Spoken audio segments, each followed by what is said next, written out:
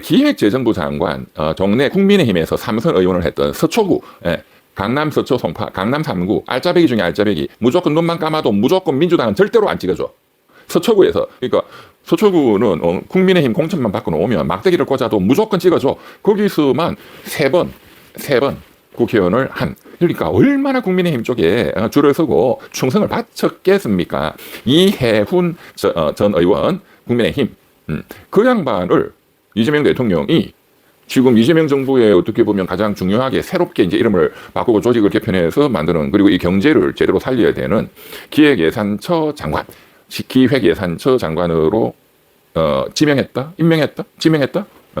뭐 청문회를 거쳐야 되겠죠. 제가 그거 보고 깜짝 놀랐어. 정말로 기자들이 전화 올만해요. 변호사님이 적절한 인사냐? 제가 이제 언론에 쭉 보고 우선은 진보 언론의 댓글을 봤어요. 뭐 한겨레, 뭐 오마이뉴스 포함해서 일단 기자들이 이 사람이 누군지를 모르지. 그냥 뭐 청와대가 준 거, 뭐 기사 내용은 똑같습니다. 연합통신 뉴스 베낀 거 형식으로 댓글을 보니까 뭐 이재명이가 했으니까, 이재명 대통령이 했으니까 뭐 잘했겠지. 뭐 보수 쪽도 뭐 통합 인사 한다고 했잖아. 또 뭐 실용 정부니까 뭐 실력 있는 사람 잘했겠지. 이해운이라는 사람이 누군지는 모르지만 잘했겠지라고 쫙 돼 있어요. 누군지는 모르는데 잘했겠지라는 건 굉장히 무책임한 그런 사람은 주권자라고 보기가 어렵죠. 예, 그거는 무조건 박수 치는 박수부대. 제가 제일 싫어하는 극좌 20, 뭐 10%를 할까요? 10%, 극우 윤의견 10%. 그거는 이 나라를 망치는 자들이지. 그런데 이제 하루 이틀 지나면 또 그분들도 새로운 정보를 받게 되면 의견이 달라질 겁니다. 굉장히 이거는 저는 잘못된 인사라고 본다 이거예요. 왜 잘못된 거냐를 설명을 해드릴게요. 그리고 한번 판단을 해보십시오. 네가 뭔데 뭐 이재명 대통령 하는 거 반대하냐? 내가 사장이니까 반대하지 이 양반아. 내가 그 사람한테 이 국회의원들 그리고 장관 임명 그 사람들 월급 주잖아. 내 돈으로. 그러니까 당신들은 세금을 내본 적이 없는 인간들이 그따위 소리 하는 거야. 맞지? 건달들. 정치 건달 같은 사람들이 무조건 이재명 좋아. 그리고 저쪽에 무조건 윤석열 의견이 똑같은 인간들이야. 그러니까 세금을 내보고 내가 주권자고 내가 사장이다. 그래야 민주주의가 사는 거예요. 안 그러면 무조건 독재가 되는 거야. 좌파 독재든 우파 독재든. 그래서 이제 그런 관점에서 주권자, 사장이라는 관점에서 한번 봅시다. 제가 보기에는 이해운이라는 이 여성 정치인은 절대로 퇴출시켜야 되는, 그러니까 결론은 윤의계인 친윤 중에 친윤이다 이 말이에요. 그것도 검증을 안 하고 이런 거를 지명을 하느냐 한심하다 이 말이에요. 예를 들어 드릴까요? 우리 민주진영 쪽의 분들, 국민의힘 여자 국회의원 중에 제일 한심하다고 생각하는 분, 뭐 한번 떠오르는 분 없나요? 굉장히 극우적이고 무조건 윤석열이 친윤이고 그 추운 1, 2월 달에 특수공무집 변방에 공소처가 체포하러 갔을 때 막아쓰고 했던 국민의힘 의원들이 있잖아. 그 중에 여성 의원 떠오르는 사람 없어요? 김민전. 네. 제가 오늘 아침 방송에도 했잖아요. 나경영원이, 김민전이 이런 사람들, 극우 유튜브들 만나가지고, 쑥덕거리고, 김민전이 허관날 졸고, 국회에 그 백골단, 그 모자 쓰고 한 젊은이들 데리고 와서 백골단이 뭔지도 모르고, 망신 개망신 당한 김민전이, 김민전이를 만약에 이재명 대통령이 장관으로 앉힌다. 훌륭한 인사다. 말할 수 있나요? 포용적인 인사다. 말할 수 있나요? 실용적이다. 말할 수 있어요? 말할 수 없죠. 네, 김민전. 그러니까 경제 분야의 김민전이다 생각하시면 되는 거예요. 이해가 쉽죠. 왜 그러냐? 이 양반이 무슨 그 뭐 경제 분야 전문가다? 서울대 경제학과 나왔어요. 그래서 제가 잘 알지 이 양반을. 이 양반이 제일 친했던 정치권 인사는 종래에는 유승민 의원이었습니다. 왜? 서울대 경제학과 유승민 의원이 또 선배고 둘 다 KDI에 근무한 인연이 있습니다. KDI. 예. 그리고 이제 미국 유학 갔다 왔고. 저거 집이 부자니까 미국 유학 갔다 오지. 우리 같이 가난한 사람들은 유학 같은 거 갈 생각도 안 하고 누가 가라 해도 가지도 않아요. 미쳤다고 미국까지 가. 한국에 앉아서 다 할 수 있는데. 미국 유학 가는 시간과 돈으로 대한민국에서 고시 3개는 붙어. 네. 뭐 고시라 해서 좀 뭐 기분 나빠요? 근데 그거는 그렇고 뭐 제가 보기에니까 별 실력도 없다 이거야.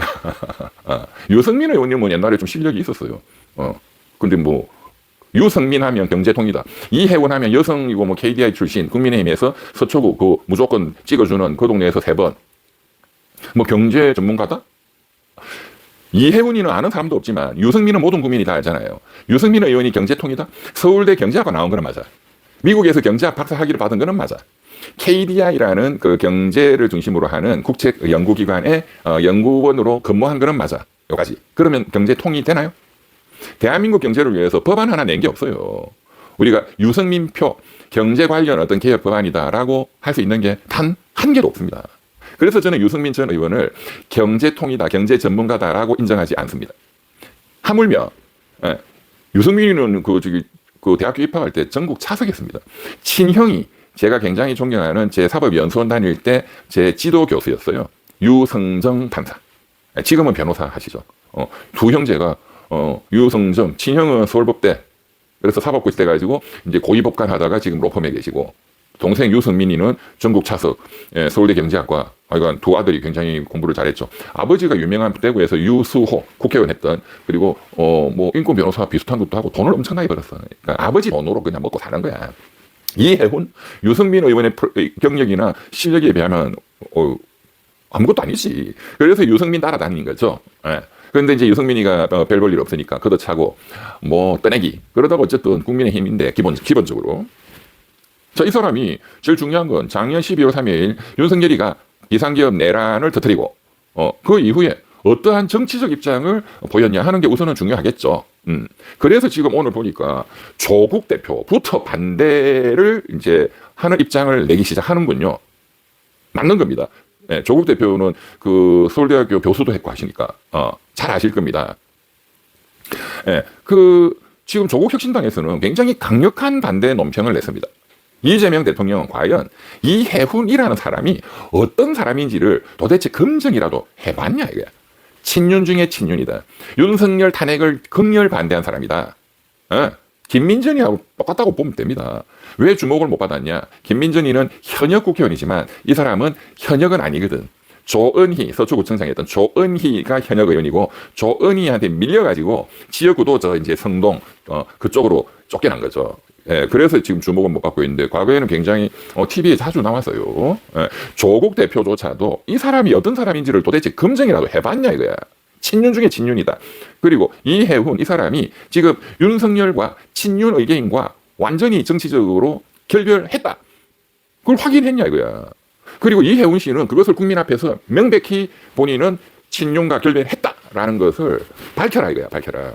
그 옳은 관점이죠. 조국 혁신당의 논평, 비판 논평이 조국 대표의 입장이 옳은 관점이죠. 맞죠?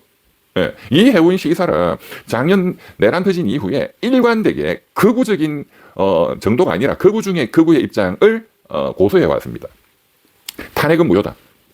내란이 아니다. 내란은 오히려 이재명 민주당이 계속 검사들 탄핵하고 예산도 다 깎아버리고 법안들도 다 그냥 통과 안 되게 만들고 국회에서 입법 독재를 함으로써 이재명 대표가 이끄는 민주당이 입법 독재 내란을 했다라는 입장이었습니다. 그래서 윤석열 대통령이 한 12월 3일 날 있었던 그 비상계엄은 헌법에 따라서 대통령이 적법한 권한을 행사한 것이다. 이게 무슨 내란이냐라는 입장을 일관되게 지금까지 관철을 해왔습니다. 이해훈 씨가.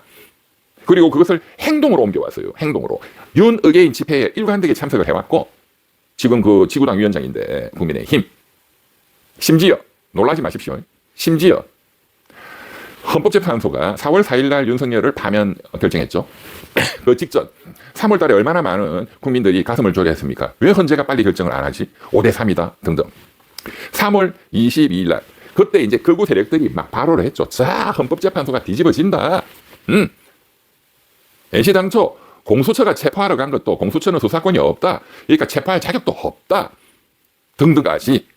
그때 얼마나 국민들이, 민주애국 시민들이 밤잠을 못 자는, 그게 거의 40일 이상, 한 달 반을 갔잖아요. 그렇죠? 그때 극우들이 바로 할 때, 그때 그 집회를 이끌었던 게 여의도하고 광화문, 여의도파는 그 손현보 목사, 그렇죠?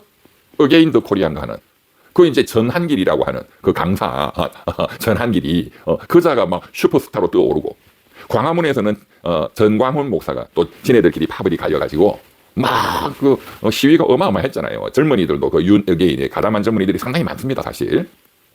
그 3월 22일 날 세이브 더 코리아, 코리아를 구해야 된다. 전국에 동시다발적으로 그 이 개신교 목사를 중심으로 여의도파는 손현보 목사 그리고 전한길 강사가 이건 전국적인 윤석열을 구해야 된다. 헌법재판소는 이거는 기각도 아니고 그냥 각하를 때려라. 그때 그런 우려가 많았잖아요. 5대3 이제 각하가 된다. 그렇죠? 그때 이 이해훈 전 국민의힘 국회의원은 그 집회에 참석해서 마이크 들고 공수처는 수사권이 없다부터 탄핵은 무효다. 내란을 일으킨 것은 이재명의 민주당이다. 이런 강력한 친윤 어게인 그런 연설을 그날도 일관되게 목청이 터지라고 한 사람이다. 한 사람이다.